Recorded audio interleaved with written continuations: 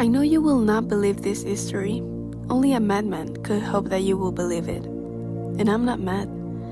This is how the narrator of The Black Cat, a short story by the famous Edgar Allan Poe, presents a short novel that shows us the consequence of poor mental health and the serious consequence a person can face. My name is Florencia Miranda. Hi, my name is Magdalena Leiva. It's a pleasure to welcome you.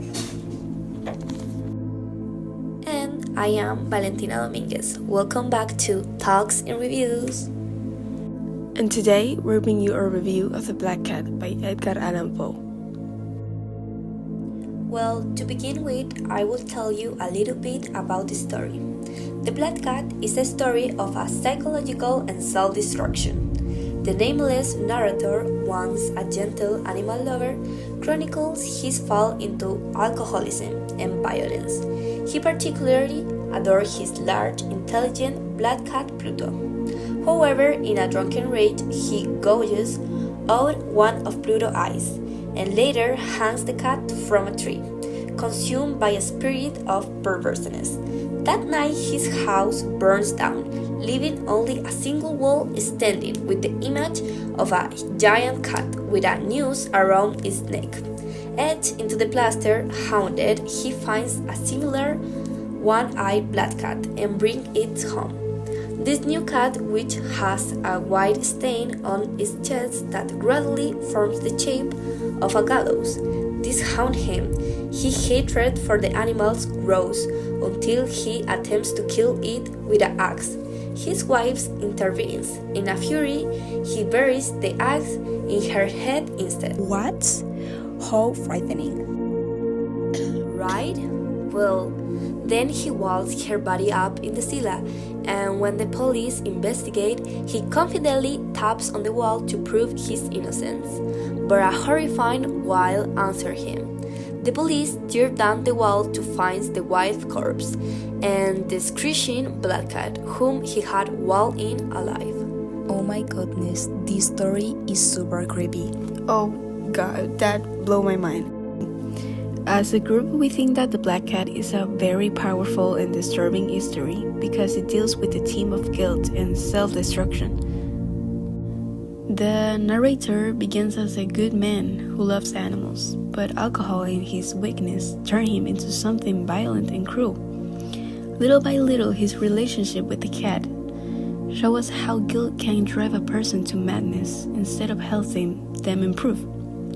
For example, after killing his cat, the narrator can stop feeling remorse. The second cat appears as a symbol of punishment, constantly remind him of his crime. So the conflict is both internal, his guilty conscience, and external, the cat, as a kind of revenge. This teaches us that losing control of our emotions and addictions can completely destroy a person's life. And we also think that telling a story about mental health and issues and combining it with animals makes the reader take seriously the consequence of poor mental health and what a human being can go through. Oh yeah guys, the mental health is so important. Don't forget that. In conclusion, The Black Cat is a disturbing yet fascinating story that goes beyond simple horror. It makes the writer reflect on guilt, cruelty, and the darkest side of human nature, while also showing how self-destruction can comfort within. Well, we recommended this story because it leaves a strong impressions, combining suspense with moral reflection, and is a clear example of Poe's genius. Though readers should be prepared for its intense and unsettling themes, so you don't die of fright. Yeah, it's true. When I read the stories for the first time, I was scared to death. So we leave with this question. If faced with your own guilt, would you control it or would it control you? Send your answer to our social media and we'll read it. We hope you enjoy this podcast and have fun with us. Obviously, yes. See you next chapter. Bye bye.